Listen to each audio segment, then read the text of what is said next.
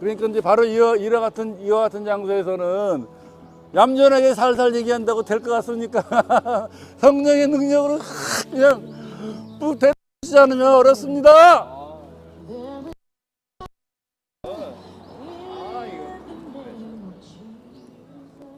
오늘은 믿음에 대해서 한번 생각해 봤습니다. 우리가 거리교회 예배를 만들고 있잖아요. 그래서 전국의 거리교회를 만들어 버리자. 이런 생각을 선포하고 다니는데 가끔 이런 생각이 듭니다.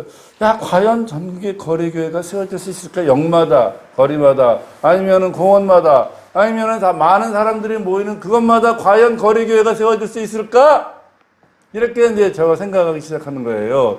야, 어떻게 좀 힘들지 않을까 이런 생각이 들기도 하고, 내가 이제 살아있는 동안에 거리교회를 몇 개를 세울 수 있을까? 뭐 저뿐만이 아니라 여기 같이 계신 분들이 그런 생각을 하게 되잖아요.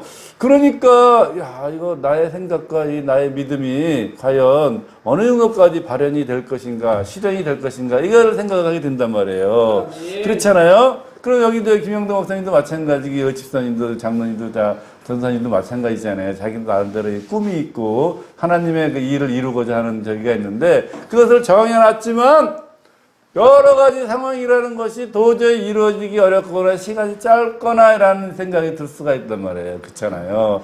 그러면은 과연 우리의 믿음이 어디까지 영향을 미칠 것이며 그 시간이 언제까지 이루어져야 과연 그 믿음이 이루어졌을까를 생각을 하게 된단 말입니다. 그래서 오늘 제가 이 히브리서를 읽다가 아하, 맞아, 우리의 믿음으로 원하는 이것이 내가 보이는 당대에 이루어지지 않는다 하더라도 그것은 나의 믿음에 의해서 시작이 된 것이다 라고 생각할 수 있겠다는 생각이 들었습니다.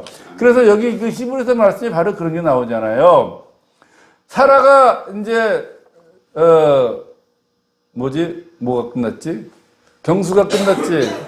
경수가 끝났으니까 이제 월경이 끝나가지고 도저히 아기를 낳을 수 없는 그때에 하나님께서 아들을 낳으리라. 이렇게 얘기하지 않습니까? 그렇기 때문에 이제 하나님의 그 말씀을 덜 믿었기 때문에 아브라함은 사라가 이제 경수가 끊어진 걸 보고 이제 또 사라도 초조하니까 여자가 남편한테 우리 종 대신 하나 좀 놔주세요. 대리모를 하나 준 거, 지금으로 말하자면 대리모를 하나 이제 건네준 거잖아요, 남편한테. 그래서 난 것이 이스마일이잖아요.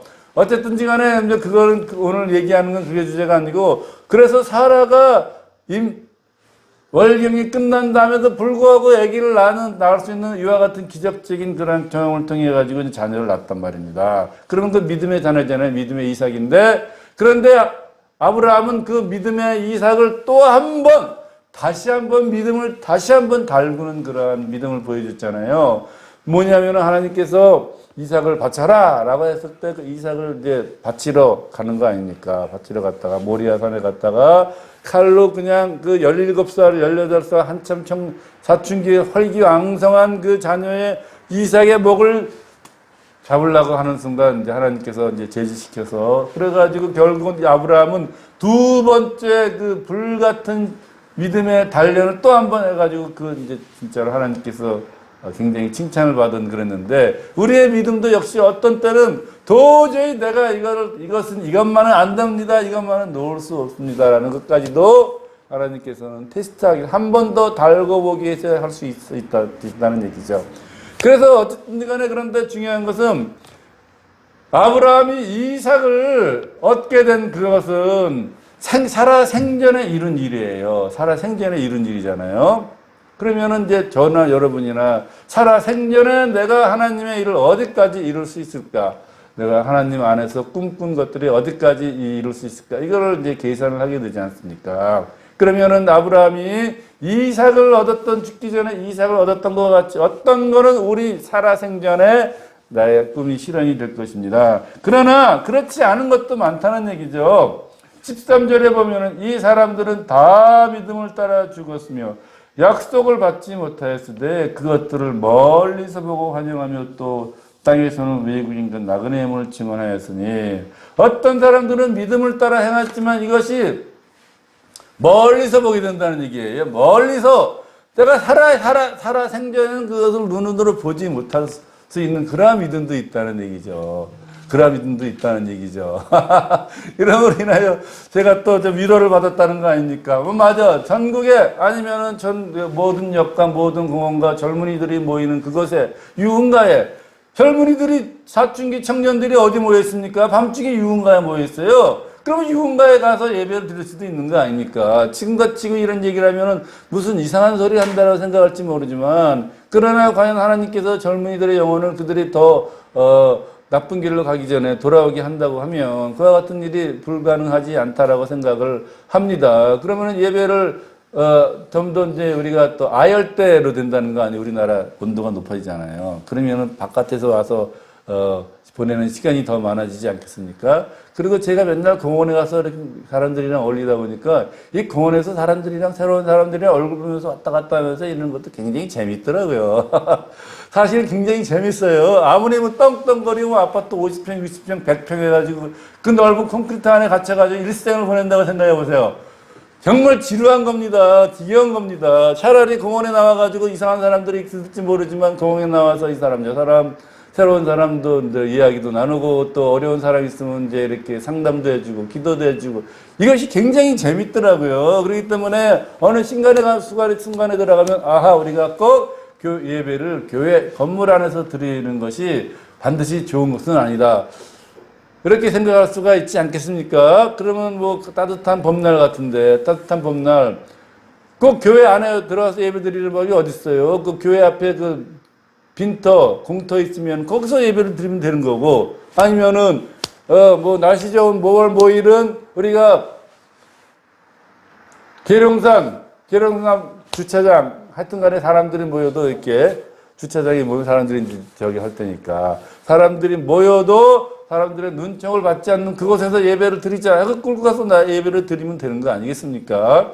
그래서 거리교회, 거리 예배라는 것이 꼭 거리에만 역전해서만 하는 것이 아니라 그와 같이 이제 더러 이렇게 확장된 예배로 될 수도 있겠다라고 이제 생각을 했습니다. 그러면은 우리가 이와 같이 내 일생 동안 내가 살아있는 동안은 내가 어디까지 주의 일을 할 것이며 내 꿈꾸던 것을 어디까지 실현할 것인가라는 그런 목표를 정하는 데 있어서 어떤 거는 내가 살아있는 동안에 내 눈으로 볼 것이지만 대부분은 그렇지 않고 더 큰 목표, 더 큰 이상의 경우에는 우리가 살아있는 동안은 내 눈으로 보지 못한다는 얘기죠. 여기 목사님도 마찬가지고 전도사님도 마찬가지고 장로님도 마찬가지일 겁니다. 그러면은 그와 같은 것이라도 내가 살아있는 동안에 내 눈으로 보지 못하는 그러한 하나님의 꿈과 약속이라 하더라도 우리는 그것을 믿음으로 믿고 선포할 때 우리가 죽은 다음에라도 실현이 될 수 있겠다라는 그러한 새로운 믿음의 생각을 하게 된 것입니다. 다시 말해서 우리의 믿음의 영역을 시간적으로 내가 꼭 살아있는 동안으로만 한정하지 말자는 얘기죠. 내가 죽은 다음에라도 그 뜻이 하나님의 뜻이라면 누군가가 이어서 그걸 이어달리게 해가지고 그것을 실현시킬 것입니다. 그러면 우리는 좀 덜 그렇게 초조해지지 않을 거 아니에요. 야, 내가 이래가지고 조금 있으면 뭐지 치매가 걸릴지도 모르고 말이지 힘이 빠져가지고 운전하고 먼 곳에 가기도 힘들 텐데 이러면 하나님이 내 뜻을 이루어지지 않으면 그렇구나 이렇게 생각을 하지 않아도 될 것 같습니다. 그리고 또 하나 여기다 이 성경을 읽으면서 조금 질문거리가 생겼어요. 20절 믿음으로 이삭은 장차 있을 일에 대하여 야곱과 에서에게 축복하였다. 여기 기절했다. 이게 도대체 이게 뭔 소린가? 이삭은 야곱과 에서에게 축복했어요. 그러나 우리가 성경을 다 어느 정도는 알지 않습니까? 이삭은 죽기 전에 야곱을 축복할 생각이 요만큼도 없던 사람이에요. 이삭은 나이가 들어 눈도 잘 안 보이고 이래가지고 탁 이렇게 그냥 편안하게 살았지만 죽을 때가 돼가지고 하나님의 뜻을 제대로 분별하지 못했기 때문에 당연히 장자인 에서에게 축복을 하려고 했고 야곱에게 또 차자인 야곱에게 이렇게 큰 복을 주려고 생각하지 않았습니다. 그러나 이제 그 리브가가 또 싹싹싹 이렇게 남편을 잘 속여가지고 이 야곱을 먼저 축복하도록 이렇게 한 내용을 우리는 다 알고 있지 않습니까? 그러면은 여기서 보면은 이것이 이삭이 에서 대신 야곱을 축복한 이것이 이삭의 믿음이냐? 이것이 누구의 믿음이었냐? 이런 생각이 드는 거예요. 이삭은 이삭은 이렇게 했는데 아내가 샥샥샥 해가지고 에서도 이제 야곱에게 복을 주게 했는데 과연 그러면 이삭이 죽기 전에 야곱을 축복한 것이 이것이 이삭의 믿음이냐 아니면 리브가의 믿음이냐 뭐 한마디로 얘기하면 하나님의 뜻이었죠. 하나님의 뜻이었는데 모든 것을 하나님의 뜻이라고 이렇게 다 생각해버리면 우리가는 너무나 자유의지가 없는 사람이 되고 다 책임을 회피하는 쪽으로 가게 되긴 위험이 있기 때문에 그렇게만 물론 뭐 궁극적으로 보면 다 하나님의 뜻이지만 우리는 우리의 일을 할 때 내가 해야 할 일을 반드시 해야 됩니다. 그래서 이삭이 이런 것이 한 것이 우리가 죽은 다음에 믿음에 대해서 생각하기 때문에 이삭은 잠깐 죽은 축복을 대상을 조금 헷갈렸지만 리브가가 그렇게 했을 때 리브가가 자기를 속인 것을 알았을 때 아마 그때쯤이면은 이게 하나님의 뜻인가 보다라고 아마 깨달았을 것 같아요. 내가 그냥 마누라가 나를 속인 게 아니라 마누라는 도구로 사용되었고 이것이 바로 하나님의 뜻이 야곱을 축복하는 것이었나 보다라고 깨달은 것 같습니다. 만약에 그것을 깨달지 않았다면 어떻게 했을 것 같아요? 그것이 야곱을 축복하는 것이 하나님의 뜻이 뜻이라는 것을 부인하면 어떻게 될 것 같습니까? 어떻게 될 것 같아요? 마누라를 야단치겠죠. 리브가 너 일로 와. 네가 어떻게 내 눈이 이렇게 내가 눈이 좀 이렇게 잘 안 보이기 이랬거든요. 나를 네가 남편을 속일 수 있겠느냐 해가지고 야단을 쳤을 것 같아요. 부르짖음을 때리고 뭐 야단을 치고 뭐 다시 또 야곱을 불러서 무효라고 했다든지 얼마든지 그렇게 할 수 있잖아요. 난리를 칠 수 있잖아요. 그러나 성경에는 자세히 나와 있지 않지만 우리가 상상력을 동원해서 보면은 야곱은 리브가가 자기를 속인 것을 깨달은 순간 내가 잠깐 하나님의 뜻을 헷갈렸구나.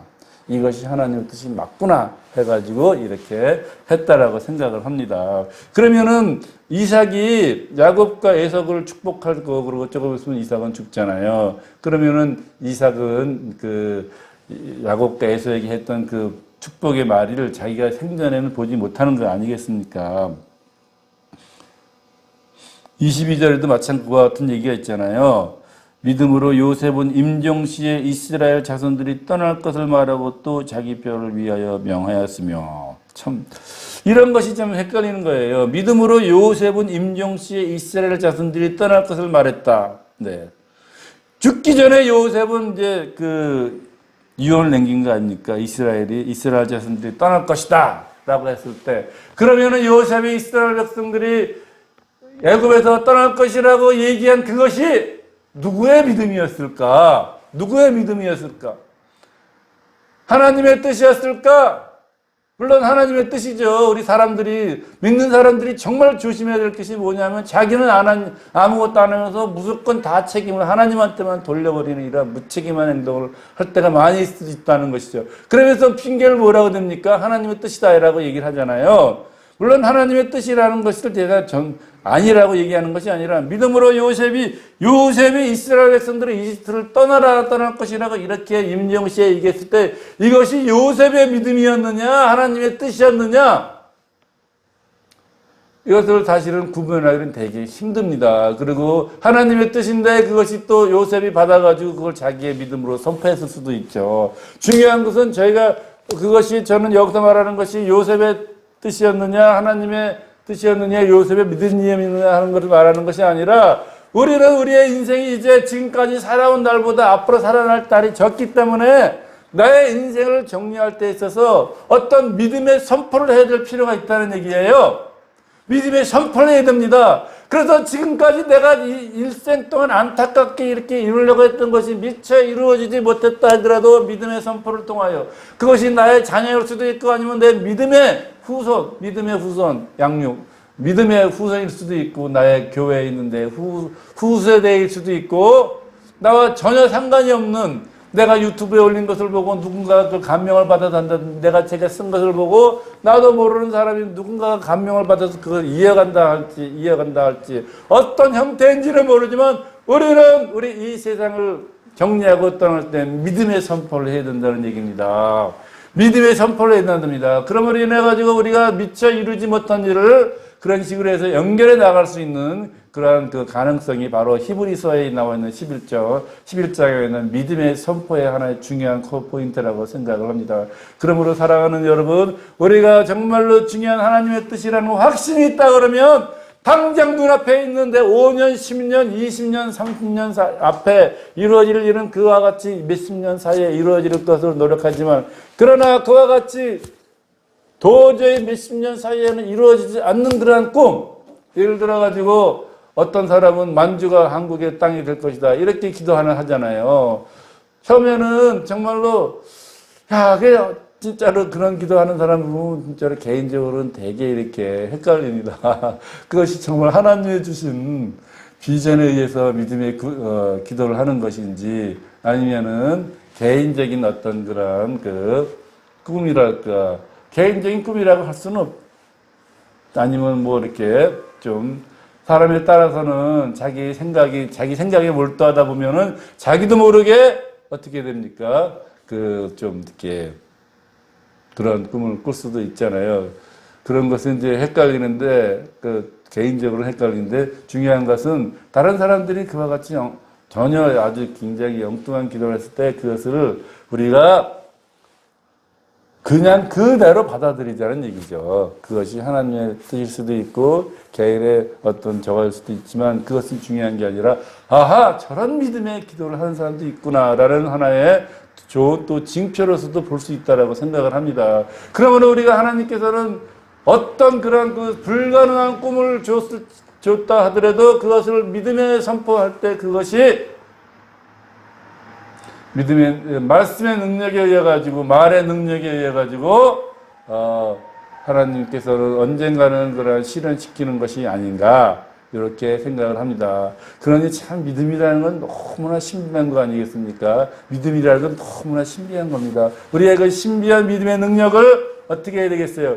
우리는 그저 째째하게 말이지 돈 더 생기고 병 고치고 뭐 아파트 청소 늘려고 이런 쪽으로만 쓰지 말자는 얘기죠. 그것이 믿음이 아니라는 얘기가 아니라, 믿음의 가치와 믿음의 그 범위와 믿음의 그 저거는 너무나 광대무변하기 때문에 이 좋은 믿음을 더 좋게 거기에 맞는 그런 비전으로, 맞는 그런 범위로, 맞는 스케일로 사용을 해야 하나님께서 그래, 너는 나의 마음을 제대로 조금은 이해하는구나, 이렇게 우리의 등을 두들겨주고 칭찬하지 않을까 이렇게 생각을 해봤습니다. 그러므로 오늘 우리 성경을 통해서 우리의 믿음의 영역을 더 1000년, 100년, 1000년, 만년까지 확장하는 그런 믿음을 갖게 되기를 주님의 이름으로 축원합니다. 감사합니다.